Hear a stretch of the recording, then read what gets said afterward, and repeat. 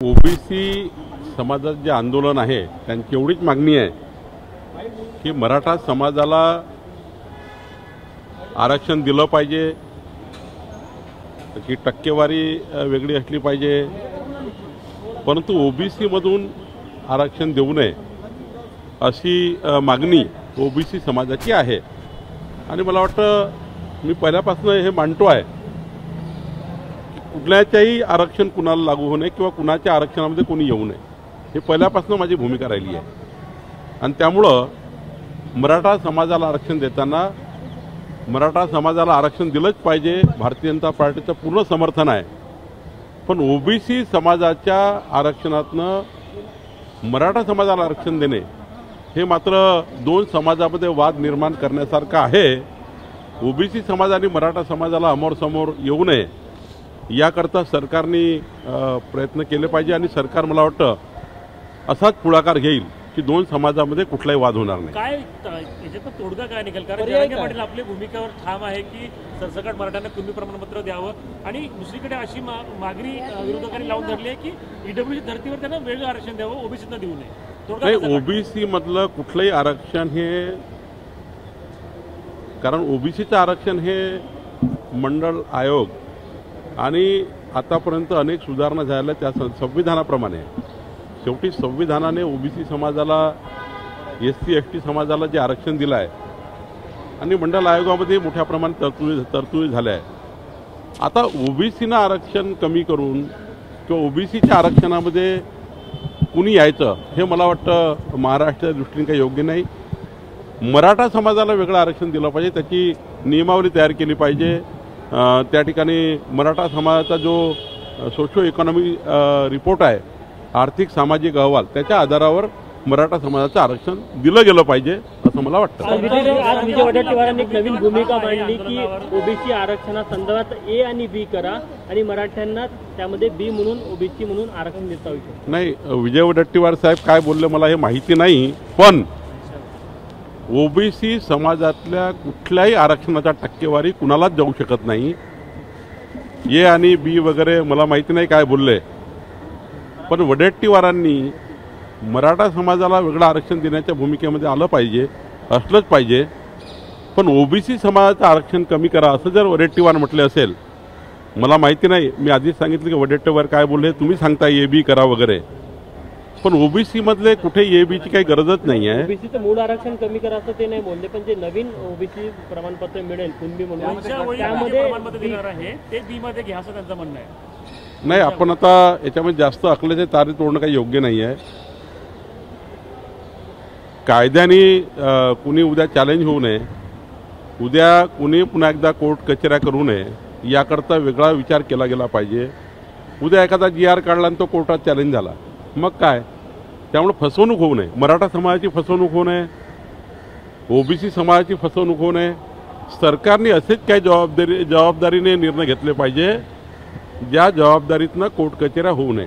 जरांगे पाटलांनी अजूनही उपोषण मागे घेतलं नाही, सरकारने विनंती केली, प्रयत्नही केले, परंतु ते ठाम आहे। सरकार पुन्हा प्रयत्न करेल, सरकारची जबाबदारी आहे प्रयत्न करण्याची। सरकार मला वाटतं त्या बाजूने आहे की ते उपोषण लवकर सुटलं पाहिजे, ज्या नियमाप्रमाणे त्या मागण्या मान्य झाल्या पाहिजे।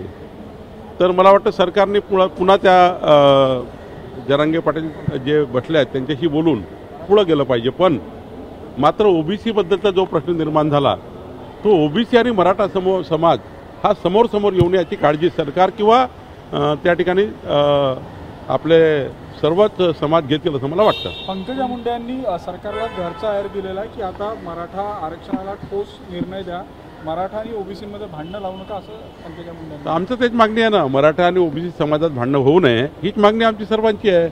आणि मराठा समाजाच्या आरक्षणाला भारतीय जनता पार्टीचं पूर्ण समर्थन आहे, त्यामुळं पंकजाताईची मागणी काही वेगळी नाही, त्यामुळे याला काही घरचा आहेर म्हणत नाही। मागणी ही असतं, माझी मागणी हीच आहे। स्वागतासाठी जे बॅनर लागले होते त्याच्यावर फक्त नरेंद्र मोदी यांचे फोटो होते, फडणवीस तुमचे फोटो त्यातनं गायब। असं आहे की कार्यकर्ते फोटो लावत असतात, फोटोवरनं कशाला कमी जास्तपणा करायची असते। पंकजाताई मुंडे आमच्या राष्ट्रीय सचिव आहेत, ते आमच्या नेते आहेत आणि त्यामुळं त्यांची जी यात्रा आहे ती त्या ठिकाणी देवदर्शन यात्रा आहे, त्यामुळं खऱ्या अर्थाने त्याच्यामध्ये कुठलाही किंतु परंतु काढण्याची काही गरज नाही। आणि एखाद्या वेळी मी सुद्धा त्यांना भेटणार आहे आणि त्यामुळं आमची भेटीगाठी सुरू आहे. पंकजाताई नेते आहेत, त्यामुळं त्यांच्या यात्रेला भारतीय जनता पार्टीचे कार्यकर्ते जात असतात, बॅनर लावत असतात, आपापले समर्थक असतात, आपापल्या समर्थकाला आपला नेता मोठा वाटतो आणि त्यामुळं मला वाटतं याच्यामध्ये काही गैर नाही. मराठा समाजासाठी संदर्भात सरकारनं बैठक घेतली, तिथे अजितदादा उपस्थित होते, ते पुण्यात होते अशी माहिती. आता एखादे उपमुख्यमंत्री आपल्या आपल्या नियोजित कार्यक्रमात कुठं असले त्याला काय कशाला जोडायचं असं, हे हजर आहे ते हजर नाही आहे.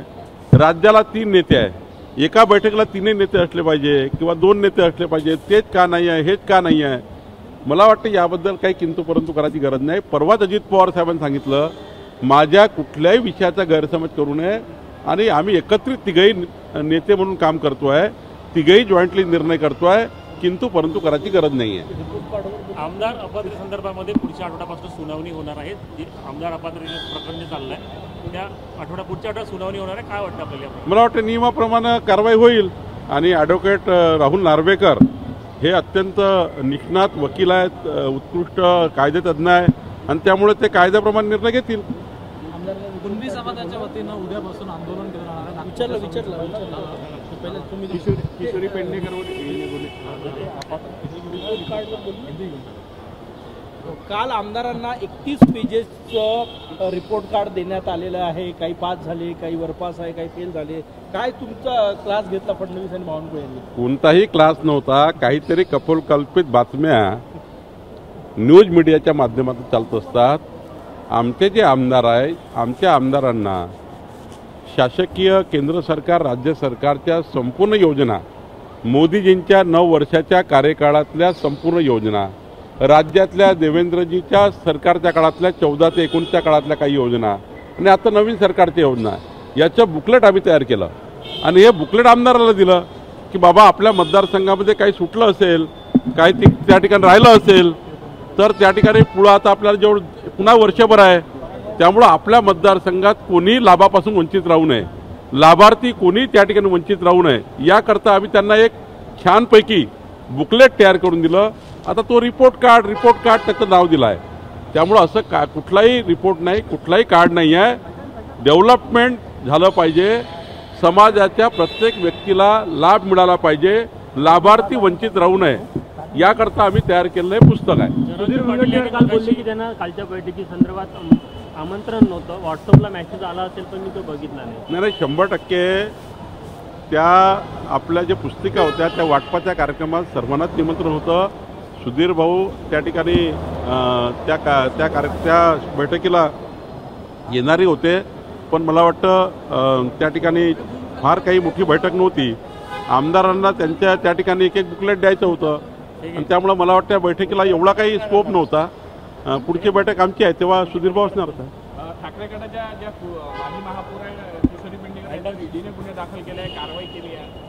नाही, कुठलीही तपास यंत्रणा जी असते ती तपास यंत्रणा नियमाप्रमाणे जे काही तक्रारी आहे त्या तक्रारीच्या आधारावर पुढची कारवाई करतं. मी मागेही सांगितलं की मागच्या सरकारच्या काळातही अनेक वेळा म्हणजे हा ईडीचा कायदा काही आज नाही आहे, जेव्हापासून कायदा आला अनेक गोष्टी झाल्या आहेत. त्यामुळं मला वाटतं तपास यंत्रणाच्या मधात तुम्ही आणि मी बोलून त्या ठिकाणी खूप काही त्याच्यावर कॉमेंट करणे, वाईट चांगलं बोलणे यापेक्षा तपास यंत्रणावर त्याच्या निष्कर्षावर लक्ष दिलं पाहिजे. जरांगे पाटील यांनी मगाशी माध्यमांशी बोलताना सरकारवर नाराजी व्यक्त केली की ज्या पोलीस अधिकाऱ्यांनी लाठीचार्ज करण्याचे आदेश दिले त्याच्यावर अद्यापही कारवाई झाली नाही, बडतर्फ त्यांना केलं. मला असं वाटतं की गृह खातं संपूर्ण याच्यावर उच्चस्तरीय समिती नेमून त्याबद्दलचा रिपोर्ट तयार करत आहे. तर आपण गृह खात्यावर विश्वास ठेवला पाहिजे. देवेंद्रजी संवेदनशील गृहमंत्री आहेत आणि त्यामुळे योग्य वेळी योग्य निर्णय करतील. एक शेवटचा प्रश्न, नागपूर जिल्हा मध्यवर्ती सहकारी बँकेत घोटाळा झाला होता. गेले 20 वर्ष हिअरिंग या प्रकरणात सुरू होतं. 15 सप्टेंबरला याचं फायनल हिअरिंग आहे, जजमेंट येऊ शकतं. पण या प्रकरणामध्ये सरकारी वकील अद्यापपर्यंत नाही आहे. यापूर्वी काँग्रेसचे सरकारी वकील जे आहे आसिफ कुरेशी यांची नियुक्ती केली होती, मध्ये हटले. आता या प्रकरणामध्ये सरकारी वकीलच नाही आहे, तर भाजप या घोटाळ्याकडे कसं बघतं? नाही, नागपूरच्या NDCC बँकेच्या घोटाळ्यामध्ये तर सरकारी वकील नाही आहे, तर सरकारी वकील नेमण्याची कारवाई विधी न्याय विभाग करेल. मला वाटतं या प्रकरणात मी न्यायालयीन प्रक्रियेत काही न बोललेलं बरं. ABP माझा, उघडा डोळे बघा नीट.